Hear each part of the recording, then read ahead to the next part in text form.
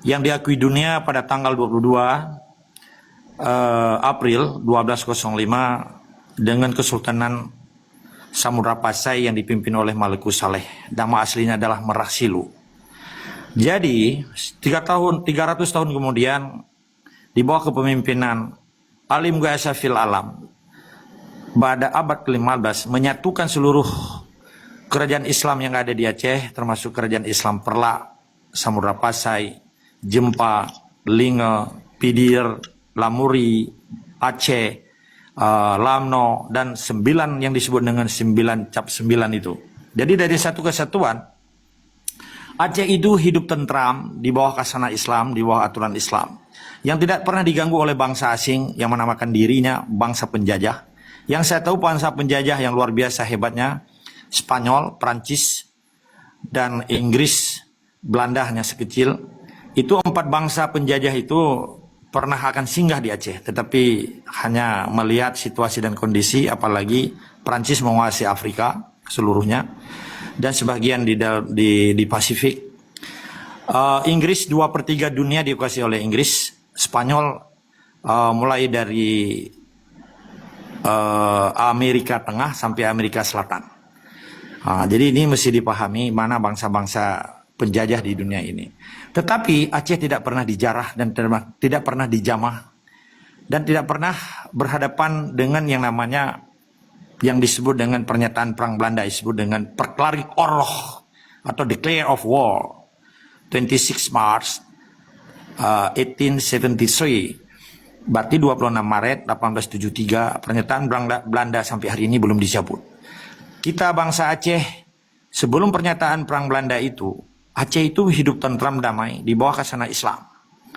Jadi ketika kita menceritakan Aceh, berarti kita menceritakan kesultanan Islam. Setiap kesultanan pasti Islam. Seperti Kesultanan Bolkiah, Kesultanan Brunei Darussalam. Begitu juga di seluruh dunia. Kalau dibilang kerajaan belum tentu Islam. Itu harus dipahami dulu. Jadi Indonesia ini seperti anak yang tidak tahu di mana rimbanya, tiba-tiba kok hadir setelah Perang Dunia Kedua. Maka jauh sebelum Perang Dunia Kedua, 1945, Jepang menguasai Pasifik Timur Raya yang disebut dengan Indonesia.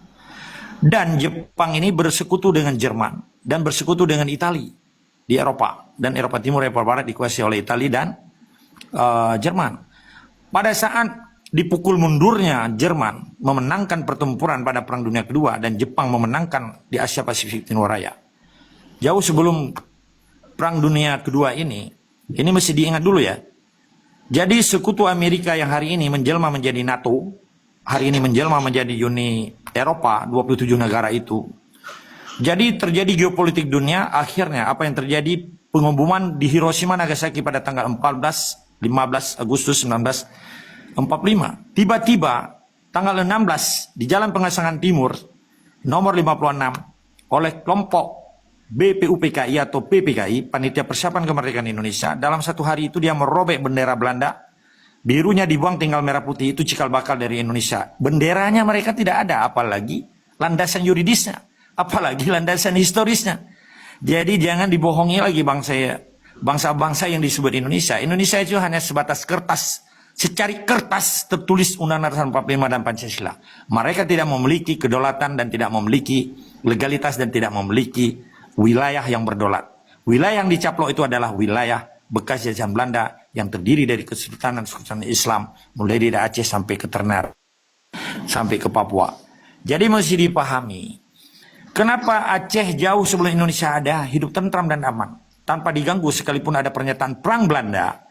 Ini mesti dipahami. Pernyataan perang Belanda itu akibat kekecewaan Belanda terhadap kekuatan Aceh yang menguasai Selat Melaka. 500 kapal perang Aceh itu berjejer di Selat Melaka itu. Aceh sudah menjadi superpower sebenarnya.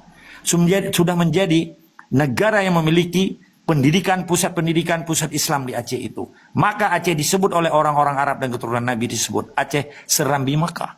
Serambi Mekah itu bukan orang Aceh yang menamakan, tetapi aulia-aulia Allah. Keturunan-keturunan Nabi, termasuk Nabi. Walaupun hari ini dinafikan oleh yang namanya Indonesia sebagai penjajah dan neokolonialisme baru di Aceh. Jadi mesti dipahami. Ketika ada orang seperti Mr. Adnan tadi tidak suka sejarah, inilah yang dipertanyakan. Dari mana dia hadir? Dari mana yang dia belajar? Ketika suatu bangsa yang tidak lagi menghargai sejarah bangsanya, tidak lagi menghargai sejarah orang-orang lain, disebut sejarah itu kepentingan. Ini namanya goblok ini. Nah, itu sangat goblok. Apa nih bahasa saya kan nggak ngerti itu. Bahasa apa itu? Konyol ya. Jadi ketika suatu bangsa dan peradaban di dunia ini dia tidak mengenal sejarah, bagaimana dia memiliki ilmu? Sementara ilmu desain and teknologi atau ilmu ekstat atau ilmu-ilmu pasti, apakah ilmu bintang, ilmu matematik, ilmu semua itu kan berasal dari sejarah. Contoh, rumus aljabar. Aljabar itu nama besar orang Arab yang mengerti tentang A kuadrat sama dengan B kuadrat plus C kuadrat. Atau rumus Pitagoras, atau rumus Einstein. F sama dengan M kali A. Berarti F itu percepatan dan kecepatan dikali kecepatan. Kalau dia bilang nggak perlu sejarah, ini benar-benar goblok, benar memang itu ciptaan Indonesia hari ini. Maka orang-orang Indonesia itu hidup di awang-awang. Dia tidak pernah berpijak atas dasar sejarah peradaban bangsanya.